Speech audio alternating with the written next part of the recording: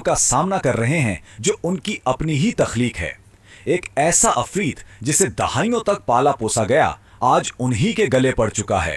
یہ کہانی ہے پاکستان کی اپنی ہی بنائی ہوئی طاقت کے خلاف ایک ایسی جنگ کی جس کا شاید کبھی کسی نے تصور بھی نہیں کیا تھا۔ تو سوال یہ ہے کہ یہ نوبت آئی کیسے؟ آخر پاکستان اسی طالبان حکومت کے ساتھ جنگ میں کیسے پھنس گیا جس سے اس نے خود دہائیوں تک سپورٹ کیا، ٹریننگ دی اور پیسہ فراہم کیا؟ آئیے اس انتہائی پیچیدہ سوال کی گہرائی میں چلتے ہیں۔ بات ہے 27 فروری 2026 کی۔ پاکستان کے وزیر دفاع خواجہ آصف نے ایک ایسا اعلان کیا جس نے سب کو ہلا کے رکھ دیا۔ ان کے الفاظ تھے، پاکستان کا صبر ختم ہو چکا ہے، ہم کھلی جنگ کا اعلان کرتے ہیں۔ اور یہ اعلان ہندوستان کے خلاف نہیں تھا بلکہ افغانستان کی طالبان حکومت کے خلاف تھا۔ دیکھیں، یہ جنگ صرف نقشوں پر یا سیاستدانوں کے بیانات میں نہیں لڑی جا رہی، نہیں، یہ گلیوں اور گھروں تک پہنچ چکی ہے۔ اور جیسا کہ ہمیشہ ہوتا ہے، اس کی سب سے بھاری، سب سے دردناک قیمت معصوم شہری ادا کر رہے ہیں۔ اس کے جو نتائج ہیں وہ ناقابل بیان حد تک المناک ہیں۔ 15 یہ صرف ایک نمبر نہیں ہے، یہ ان عام شہریوں کی اوسط تعداد ہے جو ہر روز اس جنگ میں مارے جا رہے ہیں۔ ہر روز ہسپتالوں پر حملے ہو رہے ہیں، بچے مارے جا رہے ہیں۔ اب یہ سمجھنے کے لیے کہ ہم اس خوفناک تباہی تک پہنچے کیسے، ہمیں کہانی کے بالکل شروع میں واپس جانا پڑے گا۔ تو آئیے سمجھتے ہیں کہ آخر پاکستان کا بنایا ہوا مہرہ، اس کا سب سے بڑا ڈراؤنا خواب کیسے بن گیا۔ اس کے لیے ہمیں چلنا ہوگا 90 کی دہائی میں واپس، جہاں سے یہ سب کچھ شروع ہوا تھا۔ اچھا، تو 90 کی دہائی میں افغانستان میں خانہ جنگی چل رہی تھی۔ ایسے میں پاکستان کی انٹیلیجنس ایجنسی ISI نے ایک پالیسی اپنائی جسے کہتے ہیں اسٹریٹجک ڈیپتھ یا اسٹریٹجک گہرائی۔ اب اس کا مقصد کیا تھا؟ مقصد سیدھا سادہ تھا، افغانستان میں ایک ایسی دوست حکومت لانا جو پاکستان کے اشاروں پر چلے اور سب سے اہم، ہندوستان کے خلاف ایک دفاعی لائن بن سکے۔ تو کہانی شروع ہوتی ہے 1994 میں۔ ISI کو ملا عمر نامی ایک غیر معروف مدرسے کے استاد میں ایک موقع نظر آیا۔ اسے ہتھیار دیے گئے، پیسہ دیا گیا، ٹریننگ دی گئی، اور نتیجہ یہ نکلا کہ صرف 2 سال کے اندر طالبان نے کابل پر قبضہ کر لیا۔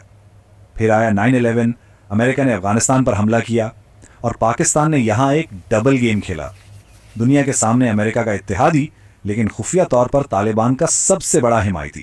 اور پھر جب 2021 میں امریکی فوج آخرکار واپس چلی گئیں تو طالبان اقتدار میں واپس آنے کے لیے آپ کہہ سکتے ہیں کہ پوری طرح تیار بیٹھے تھے۔ پاکستان کو شاید لگا کہ اس کی کٹ پتلیاں واپس آ گئی ہیں، لیکن وہ ایک چیز کا حساب لگانا بھول گئے تھے، وہ یہ کہ مذہبی جنونیت سے پیدا ہونے والی طاقت کو آپ زیادہ دیر تک کنٹرول نہیں کر سکتے۔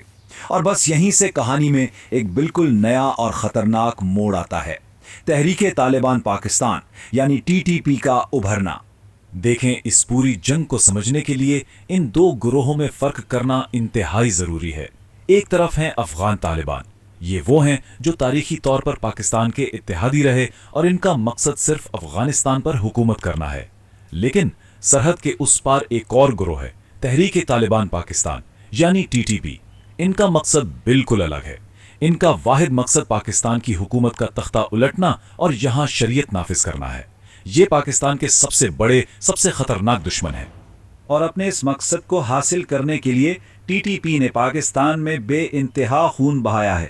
اس کی سب سے خوفناک، سب سے دل دہلا دینے والی مثال ہمیں دسمبر 2014 میں پشاور کے آرمی پبلک اسکول میں نظر آتی ہے۔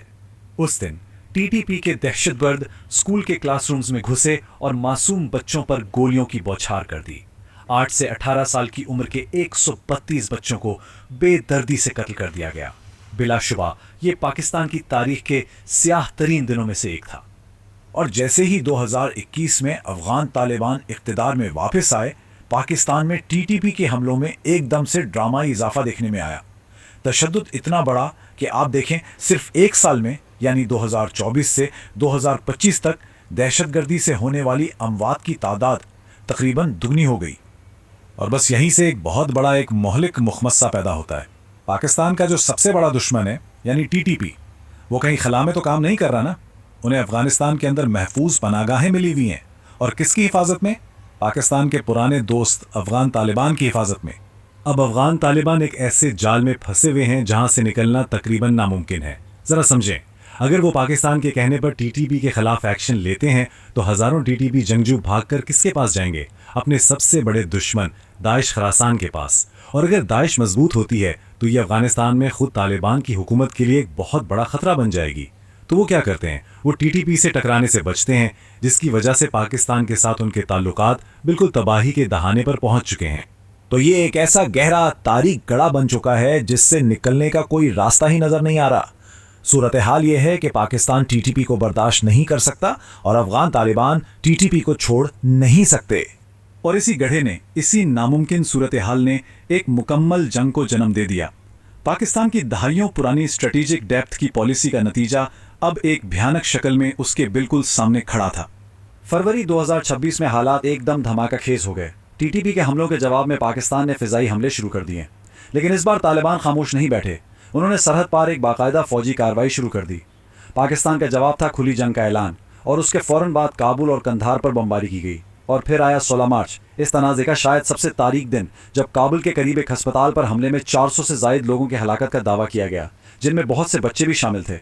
اور یہاں ہم پہنچتے ہیں اس کہانی کی سب سے بڑی حتمی ستم ظریفی پر۔ وہی طالبان جنہیں پاکستان نے ہندوستان کے خلاف اسٹریٹجک ڈیپتھ کے لیے بنایا تھا، آج اسی ہندوستان کو ایک اہم پارٹنر سمجھ رہے ہیں اور ان کے ساتھ تجارتی معاہدے کر رہے ہیں۔ مطلب پاکستان کی پوری پالیسی بری طرح سے ناکام ہو چکی ہے۔ تو خلاصہ یہ ہے، پاکستان نے طالبان کو بنایا، طالبان نے ٹی ٹی پی کو پناہ دی، ٹی ٹی پی نے پاکستان پر حملہ کیا، اور اب پاکستان اسی آگ کو بجھانے کی کوشش کر رہا ہے جو اس نے خود اپنے ہاتھوں سے لگائی تھی۔